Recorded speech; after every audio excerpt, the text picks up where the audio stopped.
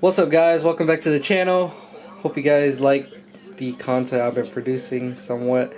I haven't been uploading much because I've been working on my car a lot. Like, I'll work on it a couple hours before work, and I'll work throughout the whole day, and I'll come back home and I'll work on the car again at night. So I got some good news and some bad news. The hatch is running. The whole problem with that was I had a loose ground connection, and it was because I installed the rear strut bar. I thought it was gonna have a good connection because it started when I installed it, so I was like, oh, it's fine. But I guess not. I guess over time it just lost the ground connection, and that happened to me. So that's what was going on with that. And the bad news is that I broke a bolt on my Kripsyj's AC and power steering delete. So on that, there's 3 bolts. There's 2 bolts at the bottom and 1 bolt on top. And I guess the 1 bolt on top is really known to break, especially if you have a aftermarket alternator. It happened to Zosh, and it happened to me. I was doing some research on it, and they said it happens a lot, and there's no really way around it unless you get an EP3 and run no AC and power steering from that.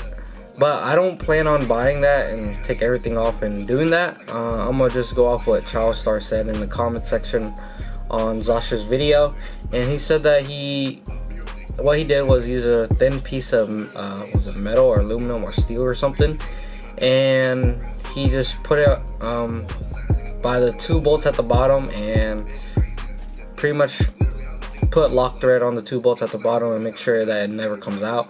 Because like I said, right now I have the alternator on 2 bolts and it's not moving, so it's a good spot.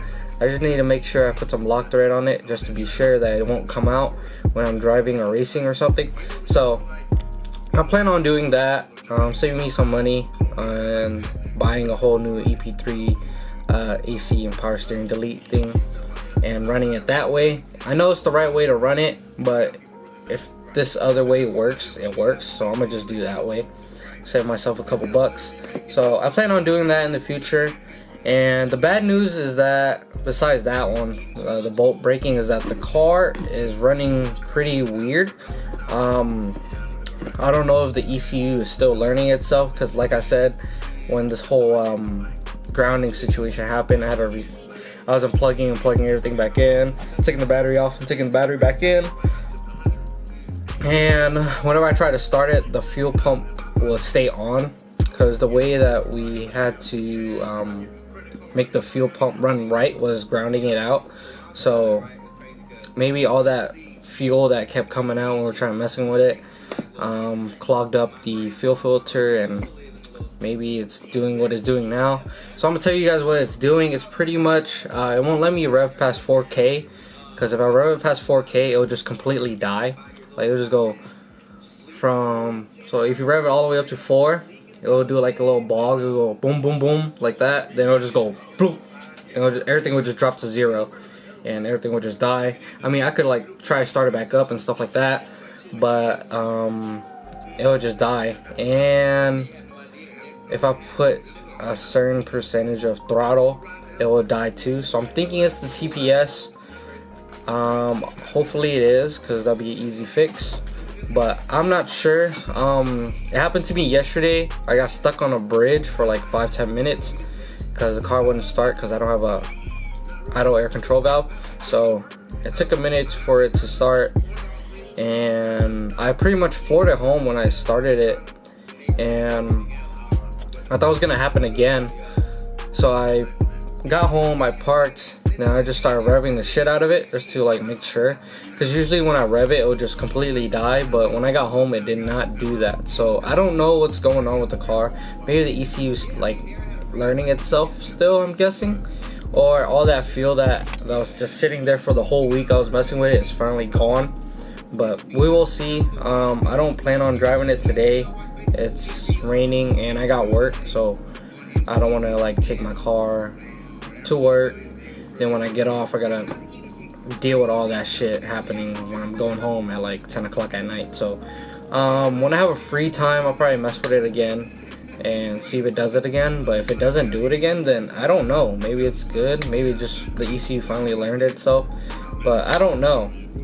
Super weird. If you guys have any ideas what you think it is, then let me know. Because it's super weird. So pretty much just you can't rev it past the 4, or the whole car will just suddenly lose power. Or if you put in too much throttle, the car would just suddenly lose all power. So if you guys have an idea, let me know. And yeah, other than that, the car has been great. I got it washed yesterday morning, I believe, with the homie Sean. Like I said, you guys are gonna see that video after this video. And yeah, that's pretty much it for my talk today. I wanted to update you guys on that. Super tired. Probably gonna take a nap before work, but I got some new parts coming in soon. I really want to replace a bunch of shit just because I know that it's new. I gotta do an oil change on the car. I will be running AMSOIL on it, so I'll do a review on that for you guys.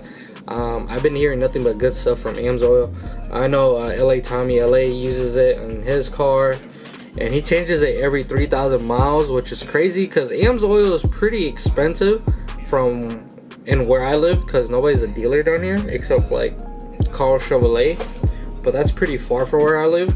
So I order it through the actual website, and for four quarts, I think, was like 60 bucks. So yeah, and I still gotta order OEM oil filters. I plan on running that because, you know, they're good. It's better than the cheap Walmart stuff I've been running, but they said it's good if you change it for every 3,000 miles. But since I'm using AMSOIL, and for how much it costs, I don't plan on changing my oil that often. I'll probably change it around 5,000, maybe 10,000, because the ratings on the AMSOIL you could change it at 25,000. So I might push it to like 5,000, 10,000 ish with that oil that I'm gonna be using, and we'll see how it goes. I'll give you guys a review on that once I get it going. But it's probably gonna be it for the video. I just want to update you guys on that. I know this video is kind of long, but I know a lot of you guys don't often meet up with me because I'm always working. Even my friends don't know what's going on with my car because we don't have car talk because I'm always at work or at home working on it or something. But if you guys like the video, like, comment, subscribe. I got more content coming soon. There's a bunch of meets coming up. I don't know. I missed so many meets. There's so many parking garage meets that was happening the past weekends and so. And there's Cars and Coffee, that their first meet this year, and that was huge. I plan to go out to that. I don't know if they're having one this weekend, but if they do, I plan on going to that because Cars and Coffee is always a good time. See a lot of old guys and old muscle cars and all types of cars, which I love. And yeah, hope you guys liked the video. Like, comment, subscribe. If you guys have an idea what's going on with my car, let me know. I'll try it out. Like I said, I'm probably going to buy new sensors on it, just that I know that it's new.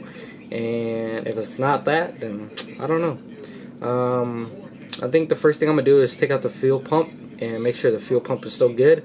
Like I said, it stays on when it's in the ignition. So I'm going to check on that. But hope you guys like the video. I'm out. I'm going to edit this video and upload it and get the other video out. So peace. Thanks for checking out my channel, and please subscribe. I'm out.